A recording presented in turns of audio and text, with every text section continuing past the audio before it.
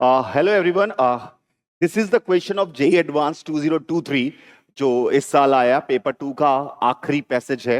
It is a very controversial question. लोगों में इसमें कई लोगों ने ऑनलाइन सॉल्यूशन दे देते, इसके सॉल्यूशन को नहीं दिया, और कई लोगों ने जो सॉल्यूशन दिया है वो मुझे सही नहीं लग रहा है। तो मेरे पास जो सॉल्यूशन है मैं देने की कोशिश कर रहा हूँ। मेरे हिसाब से वो एकदम करेक्ट सॉल्यूशन है। मुझे पता नहीं कि एग्जैक्टली जेई कैसे चेक करेगा, लेकिन मेरे को जो लग रहा है वो एकदम करेक्ट सॉल्यूशन है। सवाल को ढंग से पढ़ना जरूरी होता है, इसलिए हम सवाल को ढंग से पढ़ते हैं। इसमें लिखा हुआ है cylindrical furnace has height h and diameter d both 1/1। इसका मतलब है नीचे वाला बेस चौड़ा है, ये बताना चाह रहा है। और उसका टेम्परेचर जो अंदर है यहाँ पे 360 केल्विन है।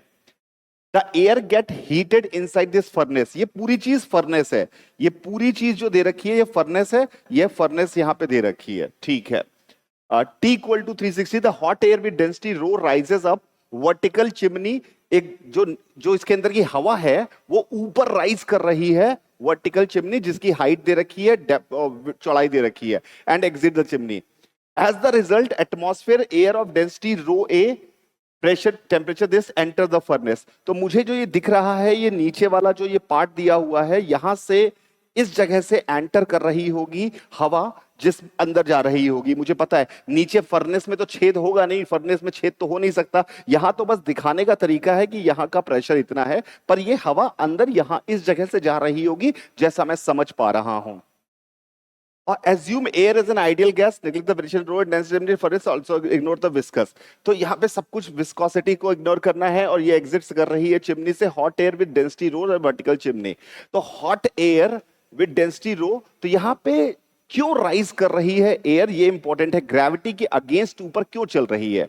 तो the first thought which comes in my mind कि यार अगर मैं एक हॉट एयर बलून को यहां बस्ट कर दूं, तो उसकी जो हवा है, गर्म हवा है, यानी हाइड्रोजन हीलियम मान लेते हैं गैस है, उस हीलियम गैस को अगर मैं हाइड्रोजन गैस को बस्ट कर दूं तो या खोल दूं, तो हाइड्रोजन ये गैस क्या करेगी, ये गैस ऊपर जाएगी। What is the reason it is going upward? Because it is lighter, and it is lighter, that's why it is going upward. यानी कि which force is responsible for making it upward shift is buoyancy.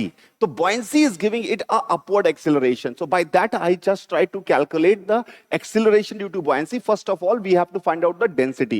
हमें पता है कि दोनों gases का, यानी कि एटमॉस्फेरिक प्रेशर से जो गैस एंटर कर रही है और जो ये गैस है, दोनों का प्रेशर सेम है। तो प्रेशर को अगर मैं रो आर टी बाई एम लिखने की कोशिश करूं, तो दोनों गैस में P कांस्टेंट है, R कांस्टेंट है, M कांस्टेंट है, यानी रो प्रोपोर्शनल टू 1/T होने वाला है। इसलिए जिसका टेम्परेचर 360 केल्विन है और बाहर का टेम्परेचर आपके पास 300 केल्विन है और उसकी डेंसिटी 1.2 है, तो अंदर वाली गैस की डेंसिटी जो हो जाएगी वो 1 kg पर मीटर क्यूब आ जाएगी।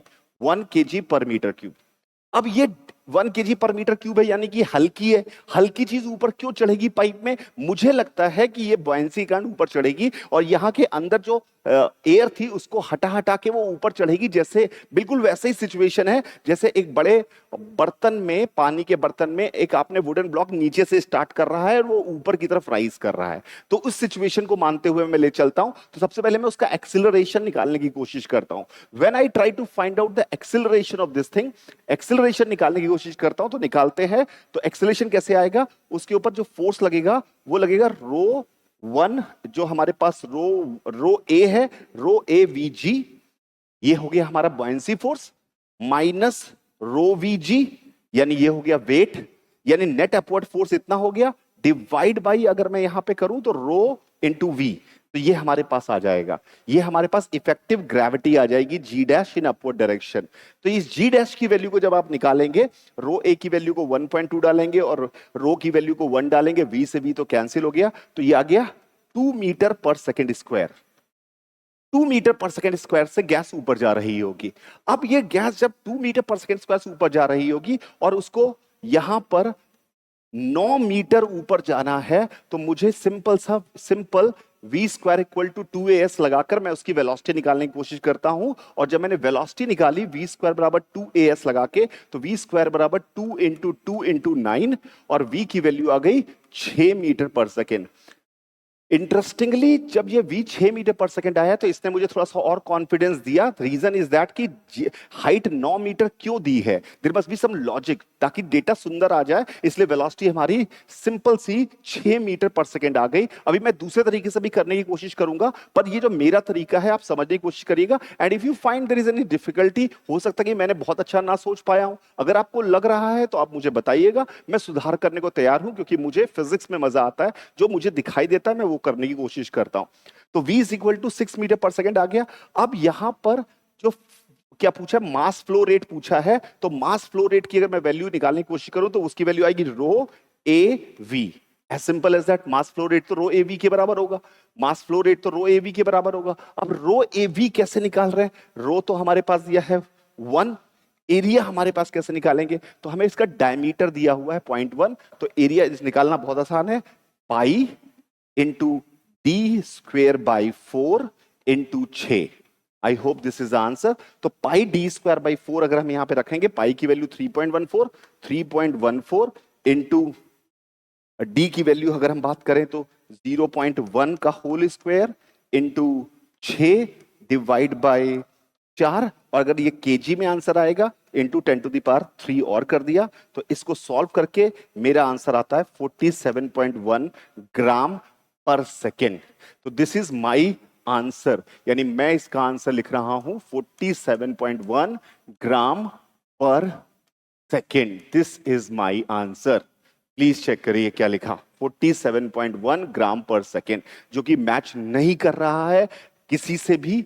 ना, मुझे नहीं पता सही है गलत, पर मुझे बिल्कुल सही लग रहा है। बाकी लोगों ने भी आज सॉल्यूशन दिया है, मैं उस सॉल्यूशन की बात करता हूं, और उसमें जो शॉर्ट फॉल्स मुझे दिखाई दे रहे हैं उसकी बात करता हूं। हो सकता है जेई को वैसा ही सोचता हो, तो जेई की अपनी प्रॉब्लम हो सकती है, पर जो मुझे उसमें शॉर्ट फॉल दिखाई दे रहे हैं मैं उसकी बात करता हूं। दूसरा तरीका जो लगाया गया, इन्होंने कहा कि भैया यहां से गैस ऊपर की तरफ जा रही है, यहां का प्रेशर P0 है, यहां का प्रेशर P1 है, तो एटमॉस्फेरिक प्रेशर ऊपर का P1 माना इन्होंने, और यहां का प्रेशर P0 माना। अब उन्होंने इस लेवल का प्रेशर P0 माना हवा का, इस लेवल का।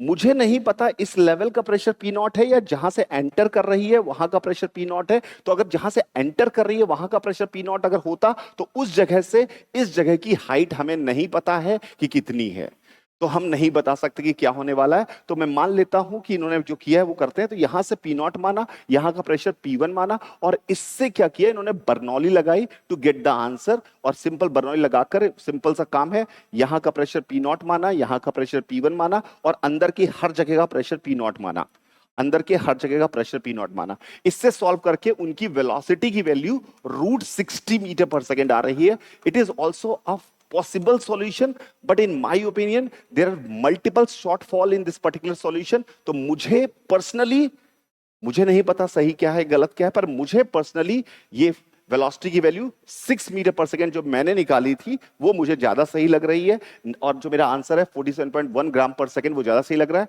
आई really want you to comment.